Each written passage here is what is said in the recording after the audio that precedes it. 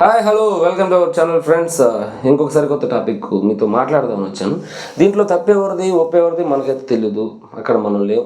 ఆ అలిగేషన్ బట్టి నాకేమనిపిస్తుందో చెప్తాను. అక్కడ ఏ అలిగేషన్ అనేది పెద్ద పెద్ద వాళ్ళ మీద అలిగేషన్ వచ్చింది. ఏటి గురించి మాట్లాడుతున్నారు అనుకుంటున్నారా? మీకైతే అర్థమై ఉంటుంది, కానీ దాన్ని విడమరిచి చెప్పడానికి ప్రయత్నిస్తాను. ప్రవస్తి అనే అమ్మాయి పాడుతా తీయగా ఇప్పుడు వస్తున్న సిల్వర్ జూబ్లీ సీజన్లో ఎలిమినేట్ అయ్యి బయటకు వచ్చింది. ఆవిడ ఎవరంటే పాడుతా తీయగా ఒక సీజన్ చేస్తుంది, బాలుగారు ఉన్నప్పుడు ఒక సీజన్లో ఉంది. ఆ తర్వాత సూపర్ సింగర్లో కూడా విన్ అయింది, టైటిల్ విన్ అయింది. దాని తర్వాత తమిళ్లో రకరకాల షోస్లు చేసింది. ఈవిడ అలిగేషన్స్ ఏంటంటే, సునీత గారు నేను స్టేజ్ మీదకి వెళ్ళినప్పుడు నన్ను డిస్గస్టింగ్ లుక్ ఇస్తుంది, అంటే నన్ను చీప్గా చూస్తారు, నేను పాడిన పాటల్ని పెద్దగా బాగా జడ్జిమెంట్ ఇవ్వరు, నేను ఎలిమినేట్ అయిపోవడానికి కారణం వీళ్ళు అని ముగ్గురి మీద అలిగేషన్ వేసింది. సునీత గారి మీద ఏమన్నదంటే, నేను వింటున్నాను ఆవిడ మాట్లాడే మాటలు, అది నాకు వినపడదని కీరవాణి గారితో చెప్తుంది. ఏముందంటే, అంతా రామమయం అనే పాట పాడడానికి ముందు స్టేజ్ మీదకి వచ్చినప్పుడు ఆవిడ్ని పెద్ద హై పిచ్లో ఈవిడ పాడలేదు అని కీరవాణి గారికి చెప్తుందంట సునీత గారు అని ఈ అమ్మాయి చెప్తుంది. అప్పుడు నేనేమనుకుంటున్నానంటే, అది జరగకపోతే ఈ అమ్మాయి ఎందుకు చెప్తుంది?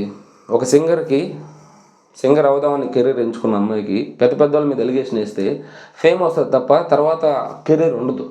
ఇప్పుడు ఆవిడ గురించి మాట్లాడతారు అంతే, కానీ అంత ధైర్యం చేసి చెప్పిందంటే ఏదో హట్ అయ్యడం ఏదో ఒకటి జరుగుంటుందని నేనైతే అనుకుంటున్నా. ఒకటి సునీత గారి విషయంలో అలా అనిందంట.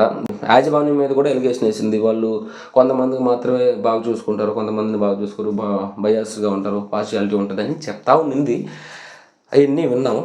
ఇప్పుడు నేనేం చెప్తున్నానంటే, కీరవాణి గారు కూడా ప్రవస్తి గారిని ఉద్దేశించి ఇది నాకు నచ్చలేదు, కీరవాణి గారి విషయం ఇది నాకు నచ్చలేదు అంటే, అది లేకుంటే ఏదైనా పెళ్లి ఫంక్షన్కి వెళ్ళి పాడేవాళ్ళు అసలు సింగర్సే కదా నా దృష్టిలో, సంగీతాన్ని అవమానించినట్టు అని అన్నారంట ఆవిడని ఉద్దేశించి. ఆవిడని ఎందుకు అన్నారంటే, ఆవిడకి ఎందుకు తగిలిందంటే, సూపర్ సింగర్ ఆ టైంలో ఆవిడ ఫైనాన్షియల్గా బాగలేక ఆవిడ స్టేజ్ షోస్ చేయడం, లేకపోతే ఏదైనా మ్యారేజ్కి వెళ్ళి పాటలు పాడడం ఇలా చేసిందంట.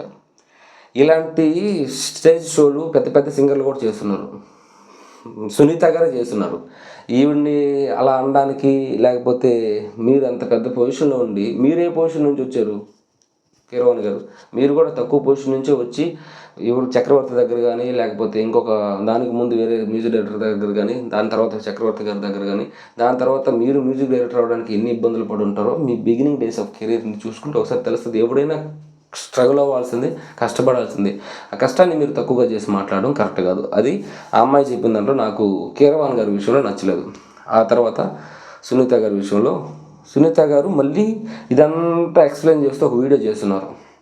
ఇప్పుడు నేనేం చెప్తున్నానంటే, ఒక సింగర్ అవుదాం వచ్చినప్పుడు పెద్ద వాళ్ళ మీద అలిగేషన్ వేసిందంటే, ఆవిడకి ఏదో జరుగుంటానో లేక ఏదైనా హట్ అయి ఉంటానో మాత్రమే, ఏమైనా పర్లేదు, నేను చెప్పాల్సిందే, నేను ఎక్స్పోజ్ చేయాల్సిందే అని మీడియా ముందుకు వచ్చి కానీ, లేకపోతే ఒక వీడియో బయట కానీ ఇలాంటివి రిలీజ్ చేస్తారు.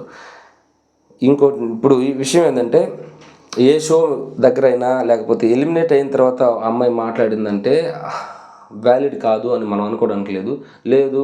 ఈ అమ్మాయి చెప్పిన ప్రతి మాట నిజమని కూడా నమ్మాలి. అంటే కొన్ని యాడ్ చేసి చెప్పుండొచ్చు, కానీ వాటిల్లో ఏది కరెక్టా కాదా అనేది జస్ట్ డిసైడ్ చేయాల్సిన అవసరం కూడా లేదు.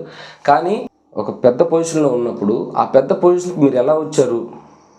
చాలా చిన్న పొజిషన్ నుంచి వచ్చి ఉంటారు, ఇది మాత్రం మర్చిపోకూడదని. అంటే ఇంకో మాట అన్నారంట, ఫస్ట్ వచ్చిన వాళ్ళకి కిరవాణి గారు ₹1,00,000, సెకండ్ వచ్చిన వాళ్ళకి వేరే గిఫ్ట్, సినిమా పాట ఛాన్స్, థర్డ్ ప్రైజ్కి వేరేదే, 4 కూడా వేరేది, 5వ ప్రైజ్ వచ్చిన వాళ్ళకి అంటే దాన్ని ఎక్స్ప్లెయిన్ చేసేది ఎలా చేశారంటే, రోజు నా దగ్గరకు వచ్చి కొంతమంది చాకరీ చేస్తుంటారు, అంటే నా గ్రూప్లో చేరండి అని చెప్పడానికి, రోజు నా దగ్గరకు వచ్చి కొంతమంది చాకరీ చేస్తుంటారు, మిమ్మల్ని కూడా చేర్చుకుంటాను చాకరీ చేయడానికి అన్నారంట. ఇది డిస్రెస్పెక్ట్ఫుల్ కదా. మీరు చక్రవర్తి గారి దగ్గర జాయిన్ అయ్యారు, మీరు చాకరీ చేయడానికి వెళ్ళారా, మ్యూజిక్ నేర్చుకోవడానికి వెళ్ళారా, లేదంటే మ్యూజిక్ డైరెక్టర్ అవ్వడానికి వెళ్ళారా? మీరు చాలా పెద్ద మ్యూజిక్ డైరెక్టరు, చాలా పెద్ద స్థాయిలో ఉన్నారు, ఆస్కార్ కూడా వచ్చింది మీకు. కానీ ఇలాంటి ఆస్కారం లేని మాటలు చిన్న పిల్లకాయలు మాట్లాడేటప్పుడు ఇలాంటి మాటలు మాట్లాడడం కరెక్ట్ కాదు. ఎందుకంటే మీరు కూడా ఒకరి దగ్గరికి వెళ్ళి వాళ్ళ దగ్గర ఏదో ఒకటి నేర్చుకొని వాళ్ళకి చాకరీ కూడా చేస్తారు. గురువుకి చాకరీ చేయడం తప్పులేదు, కానీ అది గురువు నాకు చాకరీ చేశారని చెప్పకూడదు.